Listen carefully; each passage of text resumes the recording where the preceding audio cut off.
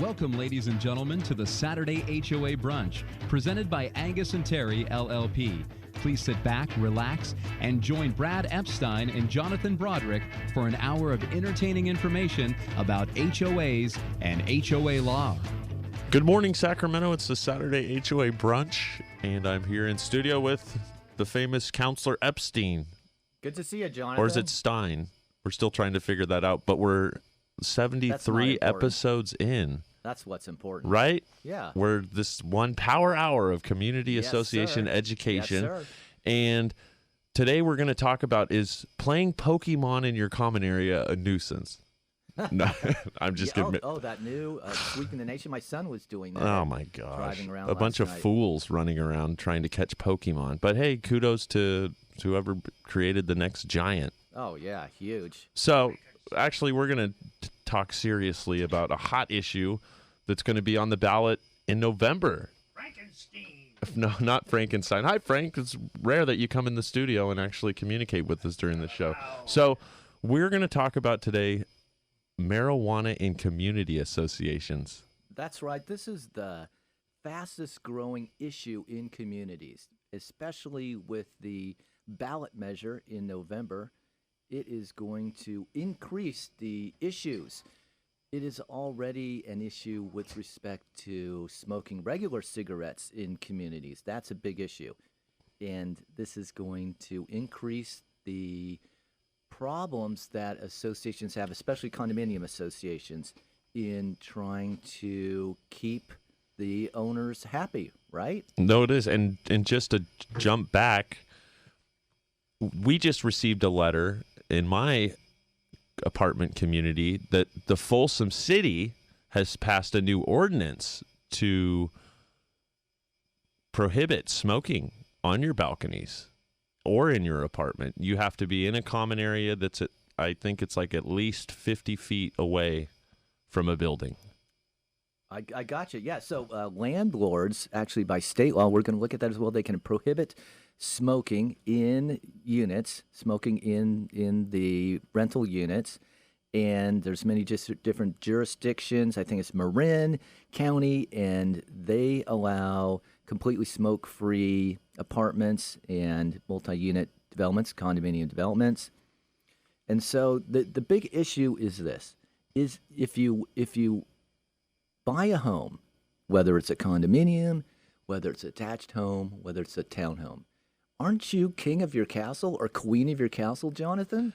Can't you do what you want within the confines of your own home? Unfortunately, most people think that. But that's not the case. It isn't. So the big issue we're going to talk about today is when residents smoke marijuana in the community and it causes disputes between owners. What can the association do? What should the association do? What should the association not do? So this is going to be valuable information, Jonathan, with respect to boards, and they're going to be confronted by this issue. It is coming up more and more frequently in our practice, and we're going to try and decipher it all because, again, the issue is only going to get bigger. If you want to join the conversation, you can call in at 888-923-1380, or you can text us at 916-747-4622. 916-747-4622. So give us a text. Let us know the issues that you're having in your community, especially if you're in a condominium association. That's the ones that we're having the biggest issues. And the idea is, no, when you move into a community association, Jonathan, you are not the complete king or queen of your castle. That's because there are rules in the CC&Rs. Yep. In the CC&Rs and in the separate rules as well.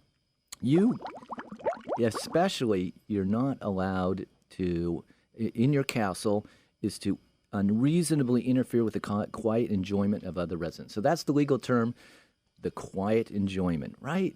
Some residents, they're interested in just having peaceful existence, harmony in their home. in their community. Well, harmonies, that's more, I think that's more of the interaction between owners. But the peaceful existence, we are all entitled to that. They want peaceful existence and interaction. Quiet enjoyment of They don't of want residents. nuisances. All right, so nuisance. So what is, and we hear that's thrown around all the time. Yeah. And so really that's what we're talking about. We're talking about the smoke from marijuana smoking that is seeping into Other units. from The smell. from a balcony or a patio or a unit through the ventilation system in some cases, in from one home to another, from one condominium unit to another. Yep. So an example, a nuisance in a community would be someone walking around smoking a doobie next to everybody's open windows and playing Pokemon. Huge nuisance. That's a double nuisance, right? Double nuisance. Yeah, actually, have you heard? There's actually been a couple deaths from that Pokemon Go game. People not looking up or people Falling off cliffs. Falling off cliffs. Those two fellows that fell off the cliff. God, it's terrible. Okay, so what's a typical CC&R provision to avoid nuisances? All right. So the idea is that if smoke is seeping from one unit to another, and then what is there a CC&R provision that's going to prohibit such an activity? And the typical one is, and this provision is probably in about 95% of CC&Rs, and that is prohibition of noxious activities. Prohibition of noxious activities. No noxious or offensive activities shall be carried on within or conducted upon any portion of the property, nor shall any things be done within any unit that shall be or become an unreasonable annoyance or nuisance to the neighborhood. Pretty straightforward, but it's just hard to define what is noxious, right? Yeah. What is an offensive activity? And that really combines the question that I get all the time, and that is, okay, so Brad, we're going to go ahead and we're going to put in this provision in our CC&Rs and our rules. It's going to prohibit some activity. And in this case, it's going to prohibit smoke, say, on patios. You cannot, like you just mentioned. So It's a new ordinance in Folsom. It prohibits smoking on balconies. And that's smoking anything. Yep, Cigars, anything. Pipes, tobacco. Bongs, you name it. You name it. Yep. And it was just like this description of noxious activities, really broad. Okay, so you're out there with your meerschaum pipe smoking the fancy tobacco, and your neighbor's complaining about you. And what boards come to me all the time, and they say, so how are we going to prove it? What if one owner accuses another owner of smoking on their balcony, the marijuana, and there's a prohibition it's a city ordinance and in our CC&Rs, or that we believe, says the owner, that's a noxious activity. How do we prove it? What is the board supposed to do when an owner comes to the board and says, hey, someone's smoking and it's causing me problems? Yeah, I know what the board should do. They should tell the owner that as a courtesy so that their neighbor can live in harmony, why don't they switch to edibles instead of causing a nuisance with smoke? That's reasonable advice to give them. I think it is. Maybe Absolutely. it's medical. Maybe it's medical. They need it. Well, maybe some of our listeners don't know that nowadays the marijuana does come in different forms that arguably doesn't have a bad effect on neighbors. So I've had to participate as an attorney in a couple of board hearings and attempting to resolve disputes between owners with respect to smoke seeping from one unit to another. And one of the owners did say, who came in as a witness, so we had a hearing with one owner. Is this mostly in like condominiums or townhomes with close lot lines? But it's probably where you're going to see the majority of these complaints, right? I think so. With respect to that issue, we will bring up another issue when it comes to detached homes with bigger lots. War story is great. This is what you've been waiting for.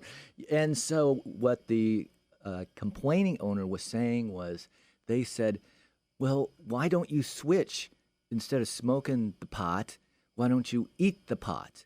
Because this owner was aware that now they are selling the different stores, because dispensaries, right, I think is the PC marijuana term for it. What is it? Dispensaries? Dispensaries. All right. Medicinal. Thanks, Frank. Thanks for helping us out with your knowledge. All right, so sticking on, so it's a matter of proof, and so CC&Rs have provisions, but also the state law has provisions too, as to define what is a nuisance. What is a nuisance? When we come back, we'll find out what it is.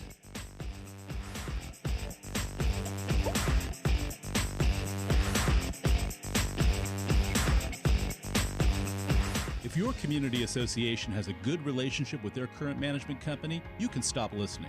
However, if you are struggling with your current service provider, we'd love to talk with you to see if Omni Community Management would be a good fit. Transparency, education, communication, and trust are just 4 of the qualities that set Omni apart. This is Rolf Crocker, CEO of Omni. Call us at 916-965-8964. That's 916-965-8964. Online at omni-mgt.com.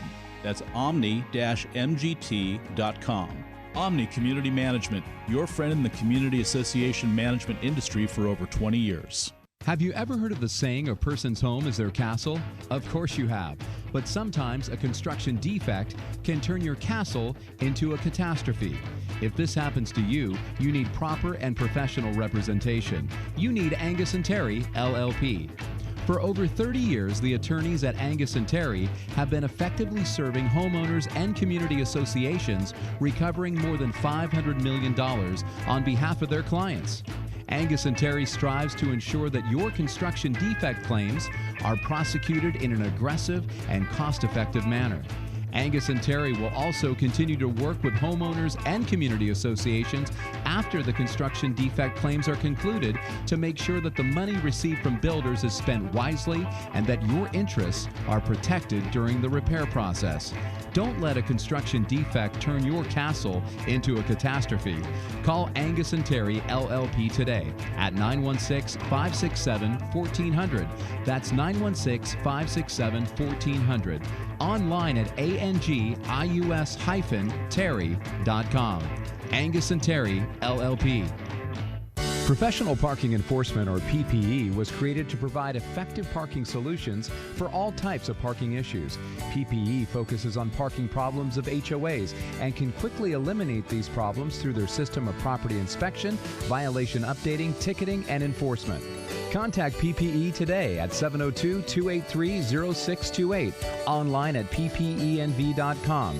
PPE, promoting harmony in HOAs through parking and compliance enforcement. We take time to understand your community's needs. Silver Creek Association Management. We solve small problems before they become big ones. Silver Creek Association Management. We help make your community a better place to live. Silver Creek Association Management. It's what we do, because an association is more than just a bunch of homes. It's a community of people. We work with you to make better communities so homeowners can enjoy better lives. Silver Creek Association Management. Online at sc-manage.com. That's sc-manage.com. This is AM 1380, The Answer. You're listening to the Saturday HOA Brunch presented by Angius&Terry, LLP. And now your hosts, Brad Epstein and Jonathan Broderick on AM 1380, The Answer. Well, we're back for the second inning of the Saturday HOA Brunch, and we're just going to jump back and recap real quick. What we're discussing is going to be a hot topic, especially in November, and if it does pass this year for recreational use of marijuana in California, I think your phone is going to be ringing off the hook, Counselor. Oh, no doubt, no doubt. And so what we were, just before the break, you were going into the civil code section. Right. So what we're talking about is how boards of directors and community associations can combat the disputes and the complaints about smoking marijuana in the communities. And we're looking at how, what is the CCR provision that boards can use to help them, and that is the prohibition of noxious activities. And there is a state law as well. It is Civil Code Section 3479. And so this is a civil code provision that has been amended over the years, but basically what it provides is as follows. A nuisance is anything which is injurious to health, including but not limited to the illegal sale of controlled substances. So that was added later. That wasn't in the original Civil Code Section 3479, or is indecent or offensive to the senses, or an obstruction to the free use of property, so as to interfere with the comfortable enjoyment of life or property, or ... Okay, so what we have is a state law that boards of directors can use to control the disputes between owners. And that's primarily what we're seeing, Jonathan, is we're seeing one owner complaining about another owner, typically at a townhome development or a condominium development, And oftentimes it's the smoke that is seeping from one home to another, right? And so you talked about the new city ordinance in Folsom that says for secondhand smoke. It's like, I don't know if that's the name of it, but it's like a secondhand smoke ordinance. They put letters on everybody's door, and you know what was a shocker is if you don't stay up to date with what's going on down at apparently City Hall, we got the notice on our door, and of course we read it, and then boom, right there it was like 2 days. Within 2 days, yep, that's it. I mean, I haven't seen the secondhand smoke police driving around or anything to verify it. And my neighbor across the way is still out there in the evenings enjoying the sunset with his Marlboro.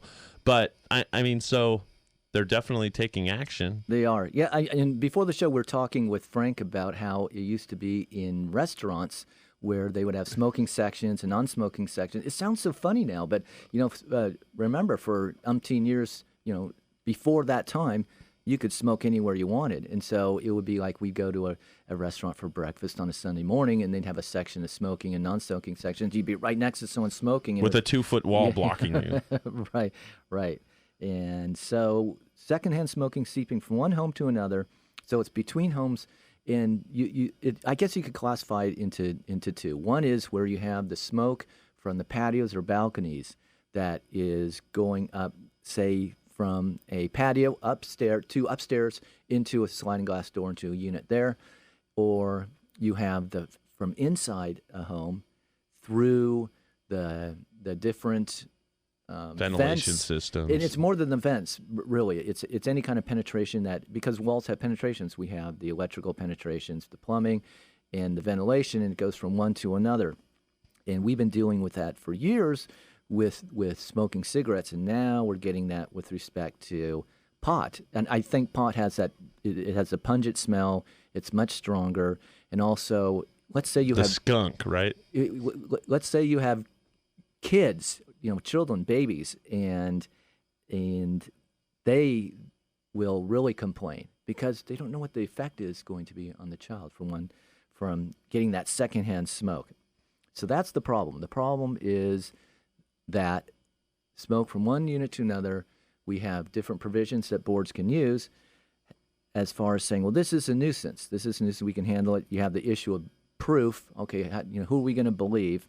But now let's look at the issue of whether smoking marijuana is even legal. Is this legal? Is this something that the board can say, well, we have a provision in our CC&Rs that says that the board can prohibit anything that's unlawful. So that's another provision, Jonathan, also that's in CC&Rs. And then they're assuming their CC&Rs are aligned with federal law? Well, what I'm saying is just that broad statement in the CC&Rs would be the board of directors, in essence, can prohibit unlawful activity in the development. Or it might be something like the board can take action, enforcement, or no one can take action, misconduct that is a violation of the law. That's a violation of the law. So, Jonathan, is smoking marijuana legal or not? It seems really confusing. Well, at the federal level, absolutely. Because it's like a stage-controlled substance is it? I forgot. Okay, at the federal level, you're saying it's illegal. Illegal. Yep. So they can come in at any time with the hammer. Mm-hmm.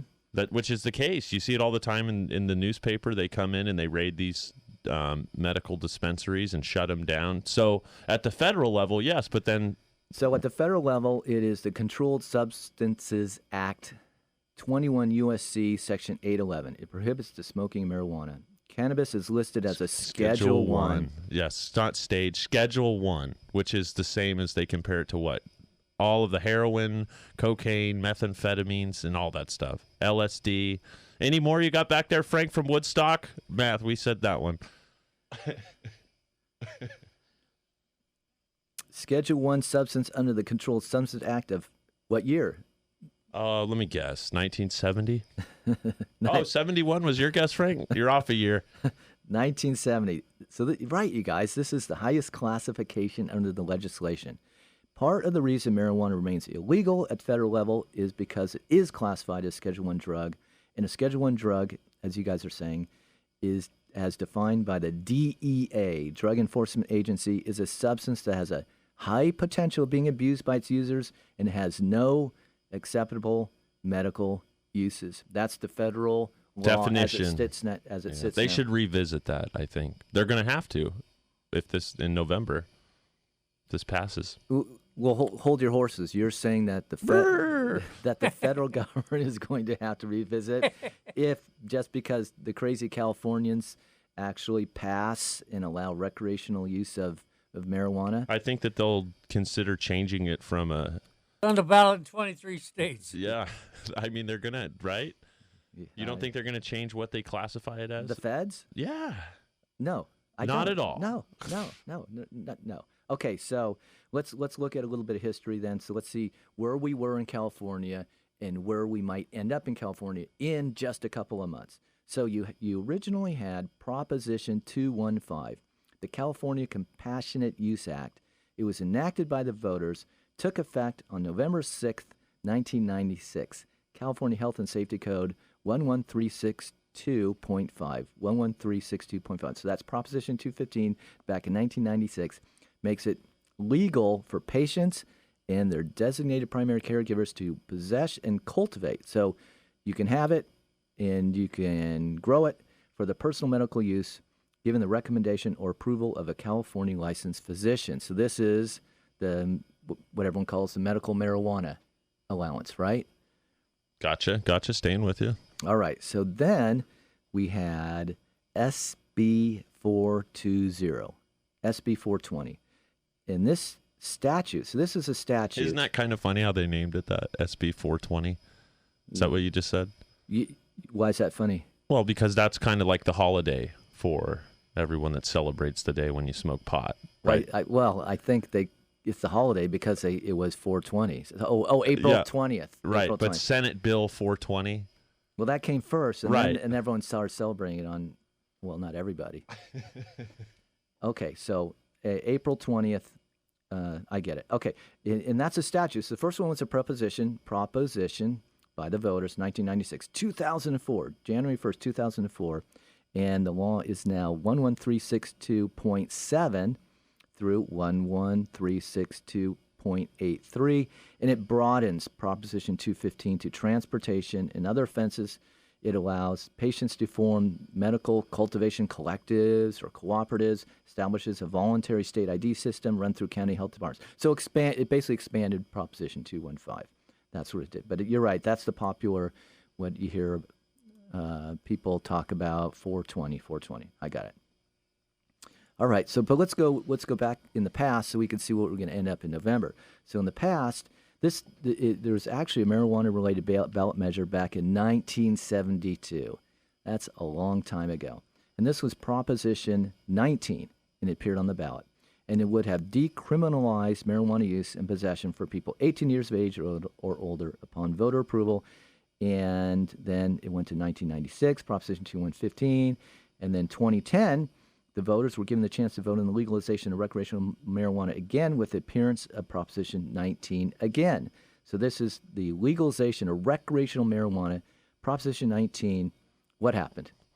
It just didn't pass. But what I want to jump back to is back in 1996 when the state when the state approved the medical use of marijuana, right? Right. What kind of there's got to be some war stories where people said, well, no.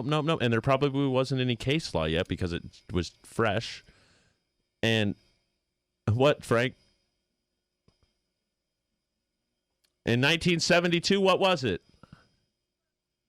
Proposition 13. No. Oh. Okay. Fun fact. Maybe, no. We're going to have to look that up. We're going to go to break. Hey, you two, this isn't the UFC, all right? We're not going to have a war in here. So we're going to go to break, and we'll be back with you, and we're going to get to the bottom of this Prop 19 or Prop 13, and we're going to talk more about marijuana and the effect on community associations.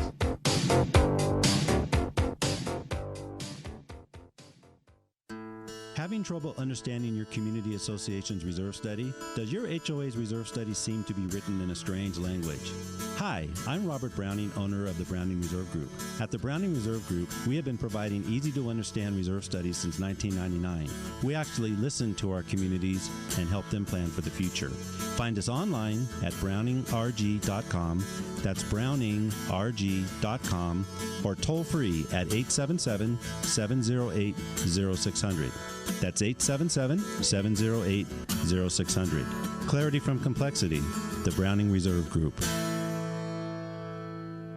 If you are a community association or manager, you know your banking relationship is vital to your success. At Sacramento Bank of Commerce, a division of Redding Bank of Commerce, our industry expertise and personal attention make that task a breeze. With our specialized banking, lockbox, online banking, and remote deposit capture, trips to the bank are no longer necessary. And Sacramento Bank of Commerce can help your communities with a loan to repair, replace, or upgrade the investment. For local decisions and in-house processing, get in touch with our team today. Call Sacramento Bank of Commerce at 916-772-0131. Member FDIC, Equal Housing Lender. Did you see the story about the Homeowners Association? I wonder what their residents think. I don't know, but I love my condominium association. The place looks great and is well managed, and our property values are increasing. Well, that's a good thing. Community Associations Institute, CAI, has helped us build a great community. They have tools for safeguarding our investment, including education for our board and professional training for our manager.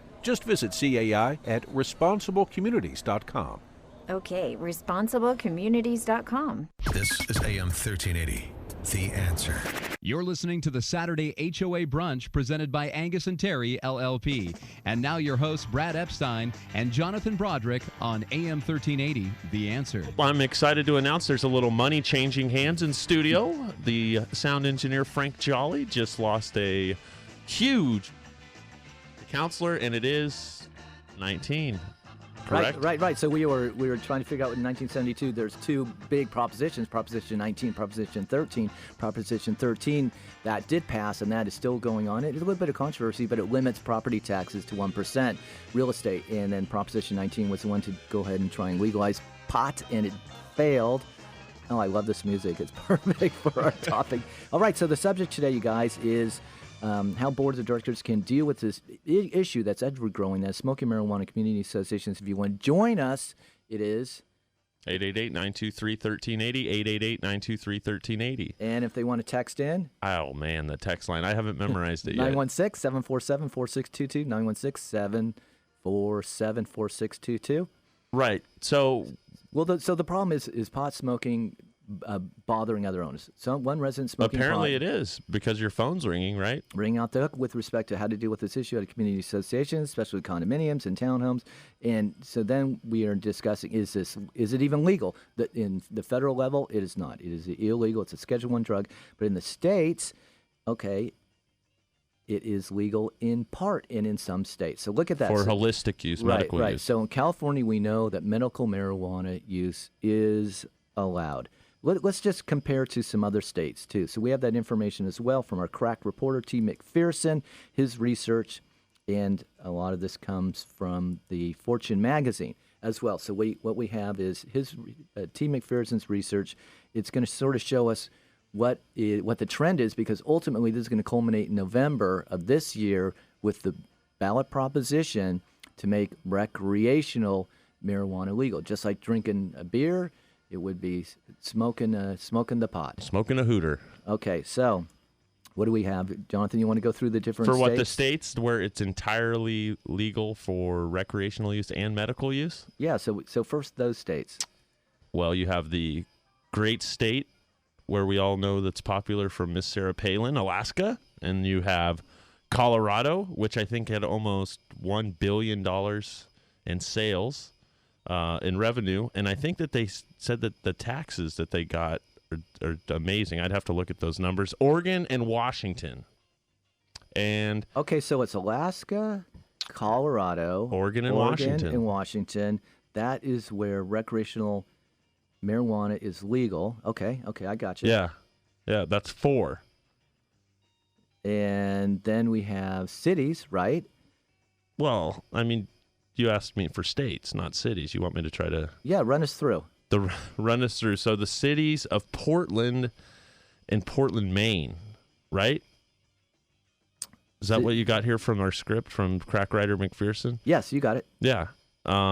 They also have as well, Kego Harbor, Michigan has fully legalized marijuana.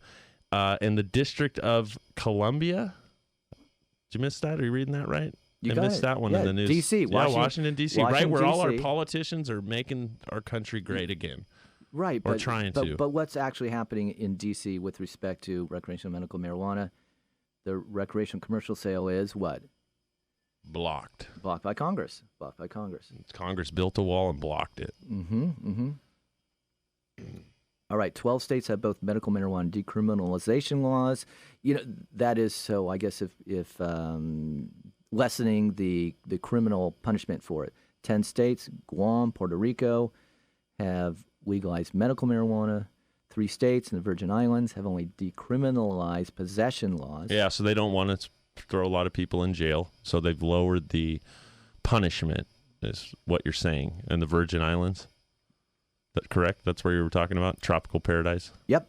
Cool. The remaining 22 states and 2 inhabited territories state that marijuana possession and sales are illegal and prohibited entirely. All right, so those are the different states. Now, I think what everyone is doing who's interested in the subject in the United States, maybe even probably not the world, but the United States, is they're looking at Colorado. Oh, okay. I thought they were texting you right now on the text line. No, I got a couple of texts. And all right. Basically, people are just kind of laughing. Throw a good one out there. They're definitely enjoying it.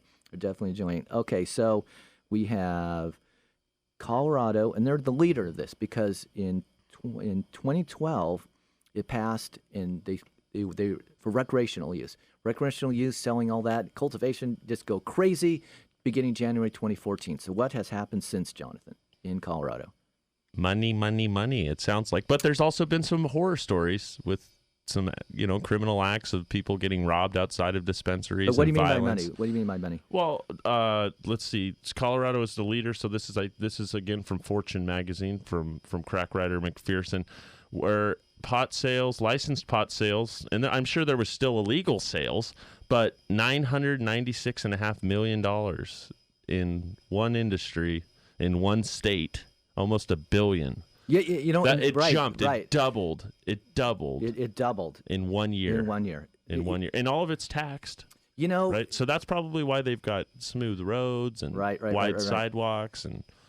Well, you could talk about that, but this figure, $996.5 million, it makes me laugh because we do construction defect cases, right? And so there's some big settlements, big judgments that we get, and it's typically, though, we want to get it to that next level, right? To $1 billion. Look how close they were to $1 billion, and they didn't hit it. 1 year. It's like when they price different products in stores, right? This is on sale for $79.99, right? Yeah. And so that's what you wonder. Is there going to be like a Walmart brand in California? When you go to Walmart and you can buy the leading brand of a product, and then they always sell like the Walmart brand. Just like at Costco, you can get the Kirkland brand, or you can get the name brand that you're used to. This is the future, and this is what boards of directors are going to have to contend with in that, again, this smoke drifting around. And so what we have I could see this turning into California. Just remember when we had that SARS outbreak and everyone was walking around with masks on because they were scared that they were going to, get the disease or were worried about the virus. And so now in communities, people are going to be walking around with gas masks on. Right. I got you. Okay, so what we have is there's a town of Pueblo, Colorado, and 160,000 people. And this all comes from Fortune. Oh, I was just corrected. What is it? Pueblo. Thanks, Frank. Frank on the sticks correcting us. With the population of 160,000, so not too big for nowadays standards. It's 100 miles south of Denver, and it has 20 dispensaries and 100 growing facilities. The public commissioner, a guy named Sal Pace in Pueblo, Indian Reservation. I got you. Thanks, Frank. He says, hey, We're the Napa Valley of cannabis. That's what he said? Napa Valley. Are they cannabis. doing bus tours and everything over there, or what's the deal? How can he compare himself to the beautiful St. Helena Mountains, Calistoga, Napa, and all of that stuff? Right, but a big test case because, I mean, clearly in a town of 160,000, 100 growing facilities, what's that, one every 16 people or something? I don't know. Yeah. one every 160, I don't know. In any event, they are having some issues with it because of perception, and also there's a big influx of homeless. Well, in and the crime, area. I could imagine that there's still those people that just run out there and try to steal their Chardonnay of Pueblo.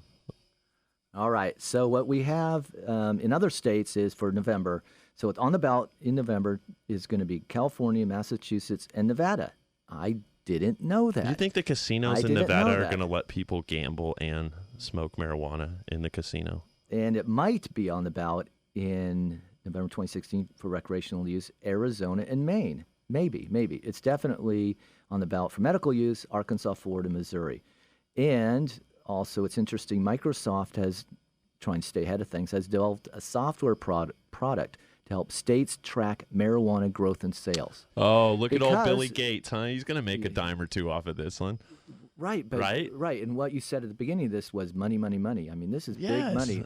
Of course he's going to get his head in the forefront of this whole, I mean, it's going to almost be like a revolution for change, and not, obviously it's not as important and significant as all the discussion going on about the big decision that's going to be made in November, right? The election and what's going on with politics in the country and all this stuff. But people are going to... You mean the presidential election? The presidential election, okay. Yeah. But people are going to... There's going to have to be some adaptation and change to what everyone was used to before in the past, if these go through.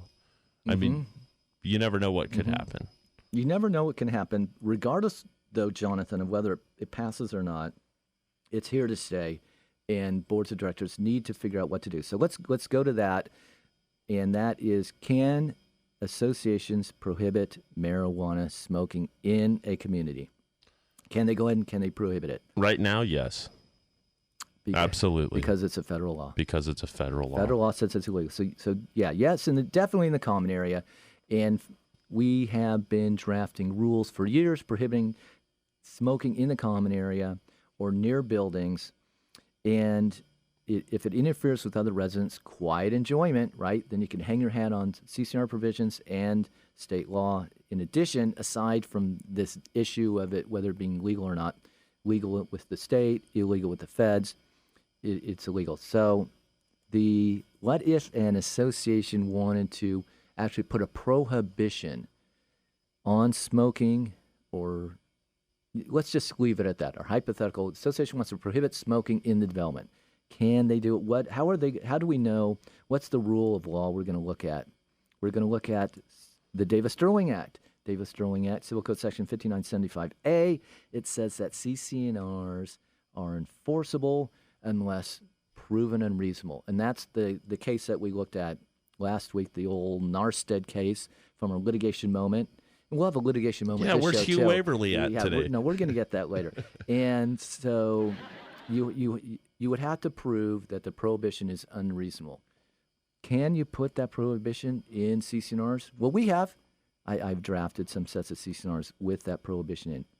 What about in the rules? We talked about rules a lot because rules are a great tool, rules separate and distinct from CC&Rs, and this is a great tool to enforce against violations.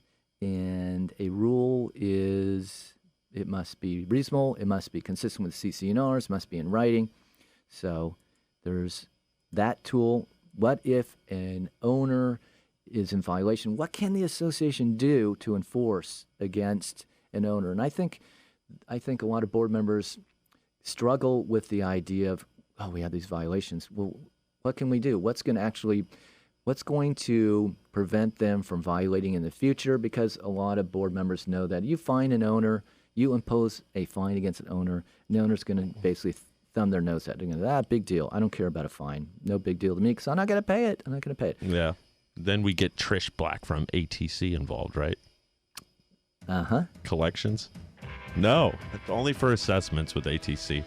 Anyways, when we come back from the break, we're going to continue to let you give them some nuggets, boards of directors and community associations, on how they can prohibit the smoking of marijuana.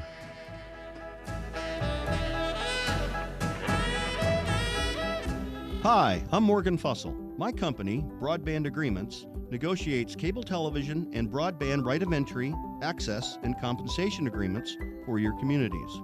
At Broadband Agreements, we offer a free review of all agreements with a signed letter of authorization. Broadband Agreements will improve your community's income and/or savings, or you don't pay us a dime. Visit us at broadbandagreements.com. That's broadbandagreements.com. Or call me, Morgan Fussell, directly at 916-939-5026. That's 916-939-5026. Broadband Agreements online at broadbandagreements.com or 916-939-5026. The challenges presented by today's economy and rebounding housing market is forcing many homeowners association boards of directors to operate their HOAs more like a business. It's a balancing act of trying to stay solvent and still provide homeowners with quality amenities and services. One of the main challenges HOA boards are facing is attempting to recover unpaid HOA fees owed by delinquent homeowners. Collection efforts are often very time-consuming. If you want to get the HOA fees collection monkey off of your back, call ATC Assessment Collection Group. ATC is an attorney-supervised collection company, providing collection and foreclosure services to HOAs in both California and Nevada's most recognizable communities. Get back to what you actually volunteered to do as an HOA board member. Effectively oversee your community. Call ATC today at 916-641-1410. That's 916-641-1410. Online at atcacg.com. That's atcacg.com. ATC Assessment Collection Group. Professional Parking Enforcement, or PPE, was created to provide effective parking solutions for all types of parking issues. PPE focuses on parking problems of HOAs and can quickly eliminate these problems through their system of property inspection, violation updating, ticketing, and enforcement. Contact PPE today at 702-283-0628, online at ppenv.com. PPE, promoting harmony in HOAs through parking and compliance enforcement. We take time to understand your community's needs. Silver Creek Association Management. We solve small problems before they become big ones. Silver Creek Association Management. We help make your community a better place to live. Silver Creek Association Management. It's what we do, because an association is more than just a bunch of homes. It's a community of people. We work with you to make better communities so homeowners can enjoy better lives. Silver Creek Association Management. Online at sc-manage.com. That's sc-manage.com. News, opinion, insight. AM 1380. The Answer. You're listening to the Saturday HOA Brunch presented by Angius&Terry, LLP. And now your hosts, Brad Epstein and Jonathan There's Broderick. a couple of things we want to squeeze in to the Answer. last segment, and there's some laws that you wanted to address the listeners with. But first, you wanted to do a little litigation corner. So go ahead. What do you got this week? And now, our litigation corner. The case is brand new, hot off the press. It's Castillo Condominium Association versus United States Department of Housing and Urban Development. This is a brand new 2016 case. This involves a man, his dog, and a condominium association's no pets rule. A man, his dog, and an association's no pets rule.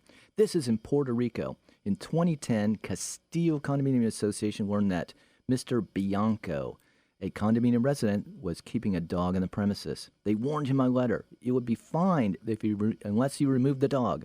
In response, Mr. Bianco says, "I suffer from anxiety and depression."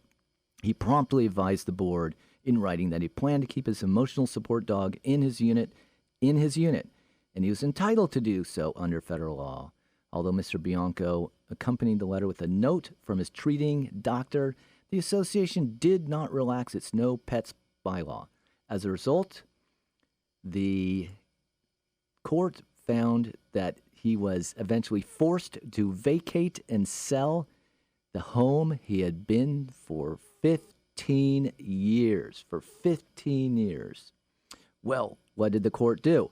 They found that the association's refusal to allow him to keep an emotional support dog in his condominium unit as a reasonable accommodation for his disability violated the Fair Housing Act.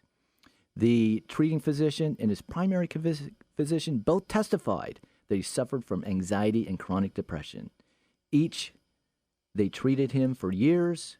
They corroborated his account of mental impairment, and the association had notice that the resident suffered from a disability, and they told the association that he would need a reasonable accommodation. How did the court rule? They ruled in favor of the owner against the association. Mr. Bianco? And they rung up the association for $36,000. $36,000. The case that involved a man, his dog, and a condominium association's no pets rule, and the association had to pay a lifetime of dog food. Wow. That is our litigation moment of the day. So this one brings... That's kind of cool, though, huh? They got to put that in their reserve study now. We got to pay for Bianco's dog food. So that's like the Pookie case up in Auburn, right? Yeah. So this is now a federal case, and I found it interesting out in Puerto Rico. Okay, so this is going to bring us to basically our last issue, and that is, okay, so we know associations can enforce. We know it's a difficult issue as far as proof. But what about this issue of fair housing? What if Jonathan, an owner, defends themselves against a allegation that they are smoking pot and it's out on their balcony or on their patio and it's seeping into their unit, and the resident says, I have a disability. That's why I got this medical marijuana card. I have a disability. I have cancer. There you go. Right? That's what they're going to throw something serious out there, because it could be. It could be. And, right. But then what are you then you're saying then you have another neighbor that says what? Okay, what the smoke's killing me. Or the other neighbor that's complaining says, I have asthma. This is affecting me. So now we have a disabled owner on one side who's saying I can smoke it, a disabled owner on the other side saying the smoke is adversely affecting me, and who's in the middle? The poor board of directors. And they have to sort all this out.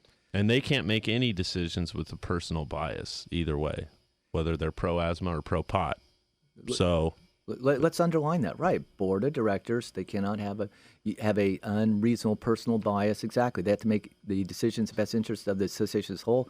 So here, I think the key to all this is that the fair housing laws, I think they have given us help. And it's taken a while. I'd like to see what they would do when they jump in, but I have a feeling they're going to side with the asthma. You do. You're guessing. Yeah, I'm guessing that they're going to side with the asthma. I think. Oh wait, but hang on. You said that the owner smoking had cancer. Yeah, that's pretty serious. No, it is. So you're saying asthma trumps cancer? No. Wow, gee, Jonathan. Well, I'm just saying that I think fair housing's going to come in and probably tell them to quit smoking. All right. Well, here is a key to these fair housing issues, and it's taken a while for, I think, it to gel in the whole system of people making complaints against associations, disabled persons, and board of directors having to deal with it. The fair housing, California State Department of Employment Fair Housing, they want there to be an interactive process when the residents, make a complaint that the association or another owner is interfering with their ability to have an equal opportunity to use their home. The disability that they have, the accommodation that they want, the complaint of the other owner, the board of directors, you need to have an interactive process. So what we have been doing lately is having modified hearings for the alleged violator. And this is, we would bring in the complainer as a witness, and we would try and fashion. So what are some of the things that you brought up earlier? You said, eat it rather than smoke it. That's an option. Eat it. I'm sure that they can find some sort of marijuana strain similar to the one that they're smoking and apply it towards like a syrup or a oil. You don't know what you're I don't know. about. I have no idea. All right, but how about air filters? There's some pretty fancy air filters that are using good technology, and if you could do that air filtration system in the smoker's unit, it could help significantly, I think. Is Microsoft on top of that one too? Boy, I've seen some of these and pretty good air filters. Okay, so that's our subject for today. We hope that everyone has gotten something out of this. We love our listeners. Remember, we're 1380 The Answer. Jonathan, any closing remarks? No, I had fun with this topic today. Yeah, I'm ready for the weekend. Yeah, we want to thank our crack writer, T. McPherson, and thank you, everyone, for listening.